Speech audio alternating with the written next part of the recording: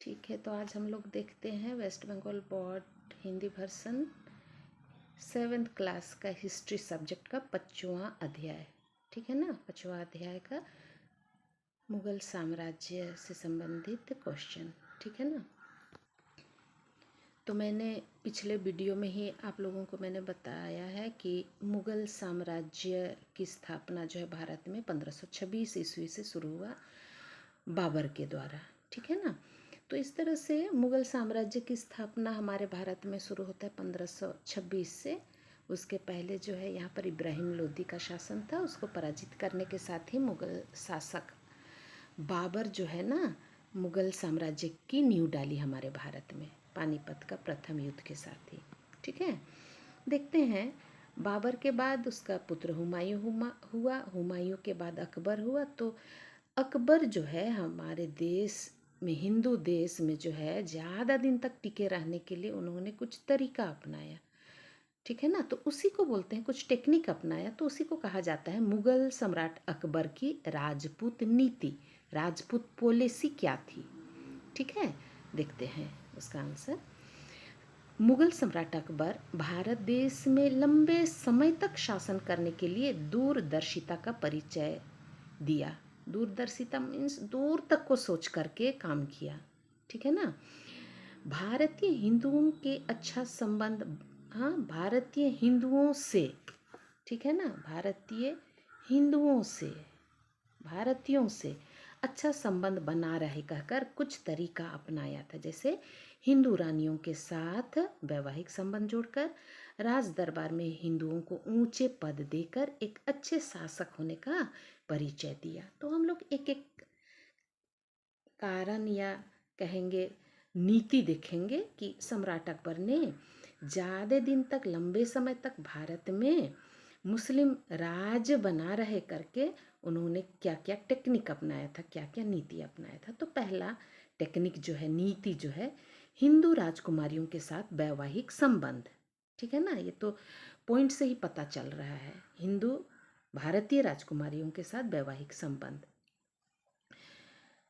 सम्राट अकबर ने स्वयं हिंदू राजकुमारी जोधाबाई से विवाह किया और साथ ही बेटों पोतों को भी विवाह करने के लिए हिंदू राजकुमारियों से, भारतीय राजकुमारियों से शादी करने की छूट दिया था। ठीक है, इससे हिंदू राजाओं से जो है दहेज में धन संपत्ति भी मिल जाता था, है ना।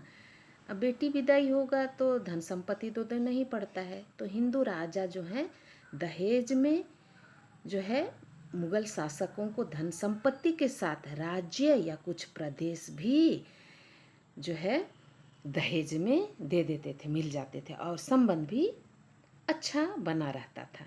ठीक है, ये सम्राट अकबर ने तरीका अपनाया था हिंदुओं के साथ अच्छा संबंध बनाए रखने के लिए, ज़्यादा दिन तक हमारे भारत देश में शासन कर सकने के लिए। ठीक है ना, ये एक टेक्निक था हिंदू राजकुमारियों के साथ वैवाहिक संबंध जोड़ना। ठीक है ना, अगला टेक्निक या तरीका या नीति बोलेंगे, राज दरबार में हिंदुओं को ऊंचा पद देना। ठीक है, राजा अकेले राजपाट नहीं कर सकता है, तो उसके राज दरबार में बहुत सारे राज दरबारी होते हैं जो कि उनको शासन प्रशासन चलाने के लिए टेक्निक बताते हैं, तरीका बताते हैं, हेल्प करते हैं। ठीक है ना, तो वैसे राज दरबार में जो हिंदू लोग राज दरबारी होते थे, तो हिंदुओं को भी रखा था।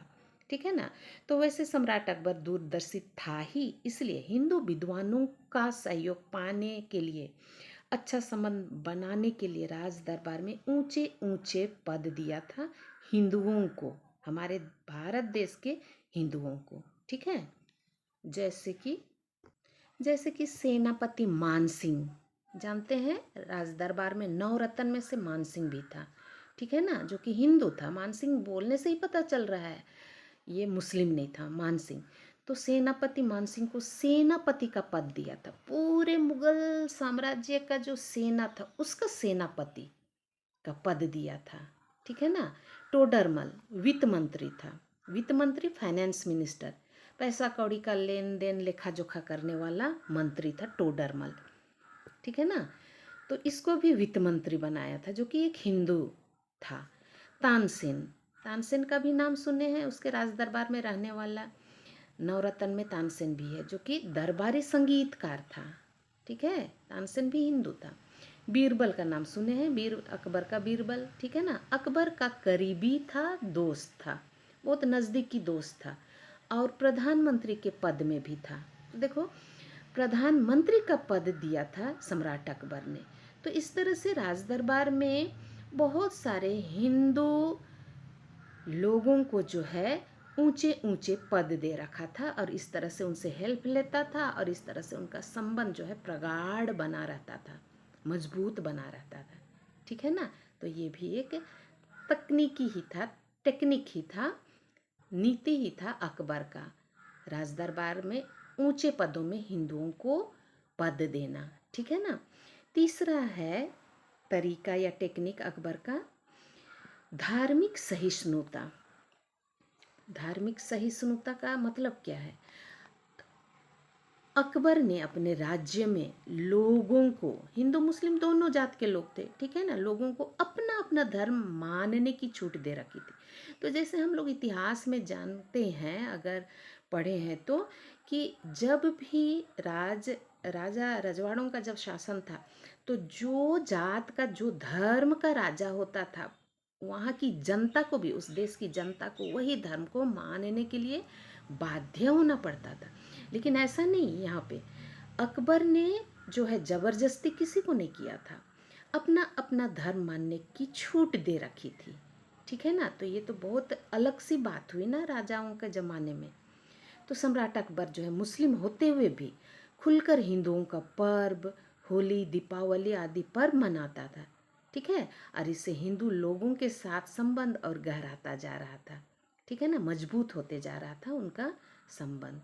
तो अकबर तो यही चाहता था कि हिंदुओं के साथ अच्छा संबंध बना रहे, भारत देश में ज़्यादा लॉन्ग टाइम तक शासन कर सके।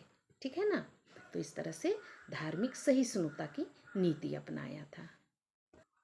अगला तकनीक या नीति देखेंगे, राजनीतिक स्वतंत्रता। पॉइंट से ही पता चल रहा है कि किस तरह की स्वतंत्रता दे रखी थी सम्राट अकबर ने। सम्राट अकबर ने राजपूत हिंदू शासकों को अपने राज्यों में राजनीतिक छूट दे रखी थी, अर्थात अपने ढंग से शासन करने की छूट दे रखी थी। इस तरह से बिंदास होकर के राजपूत शासक जो है अपने अपने राज्य में, अपने अपने इलाके में शासन भार संभालते थे। तो इससे उनका और अकबर का संबंध और मजबूती बन रहा था, मजबूत हो रहा था। ठीक है ना। अगला नीति है सैनिक सहयोग।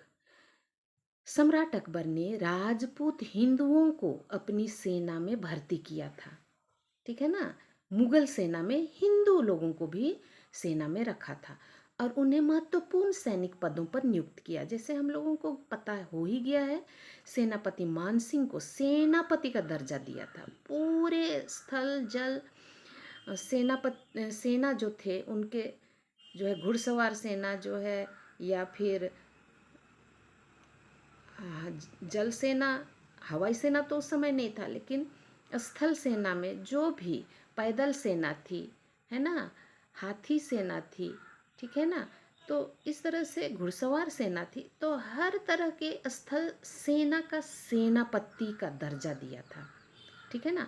तो इस प्रकार से उन्हें जो है, यानी हिंदुओं को जो है मुगल सम्राट की रक्षा में महत्वपूर्ण भूमिका निभाने का अवसर मिला।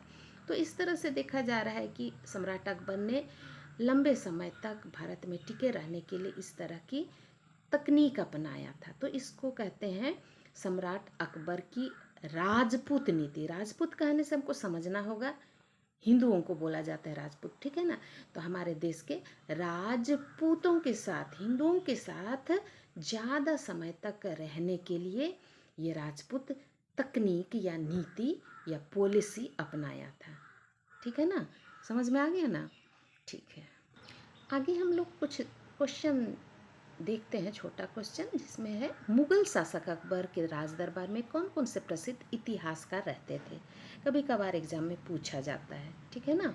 तो ये चैप्टर जो हम लोग पढ़ रहे हैं 5वां चैप्टर, ये भी सेकंड सेमेस्टर का चैप्टर है, तो अच्छी तरह से पढ़ लेना है, ठीक है ना। सारा नोट्स दिया जा चुका है। देखते हैं। तो सम्राट अकबर के राज दरबार में निम्नलिखित इतिहासकार रहते थे, जैसे एक है अबुल फजल, और भी हैं लेकिन यहाँ पर मुख्य इतिहासकारों का नाम जिक्र हुआ है ना। अबुल फजल, अबुल फजल ने अकबरनामा नामक पुस्तक लिखी थी, उसकी प्रसिद्ध लेख है। अब्दुल फजल ने अकबरनामा यानी सम्राट अकबर के बारे, उनकी जीवनी के बारे इतिहासकार अबुल फजल ने लिखा है। तो कभी कभार ऑब्जेक्टिव क्वेश्चन में आता है कि अकबरनामा, अकबरनाम नहीं अकबरनामा किसकी कृति है, किसने लिखा है, तो अबुल फजल ने लिखा है, ठीक है ना। दूसरा इतिहासकार या लेखक है अब्दुल कादिर बदौनी, ठीक है। तो अब्दुल कादिर बदौनी कहने से ही पता चल रहा है ये मुस्लिम नाम है, मुस्लिम व्यक्ति है, मुस्लिम लेखक है ना।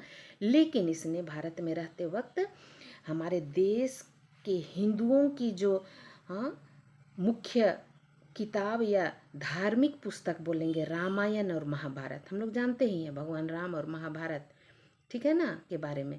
तो रामायण और महाभारत जो हमारे देश में सबसे पहले तो संस्कृत में था, हिंदी में उसका ट्रांसलेट हुआ, लेकिन ये मुस्लिम लोग जो हैं, सम्राट अकबर को भी इच्छा होने लगी कि रामायण और महाभारत है क्या।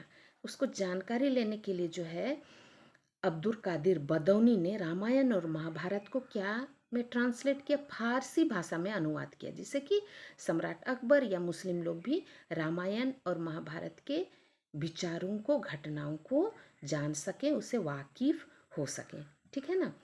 उसी तरह अगला इतिहासकार बोलेंगे फैजी है।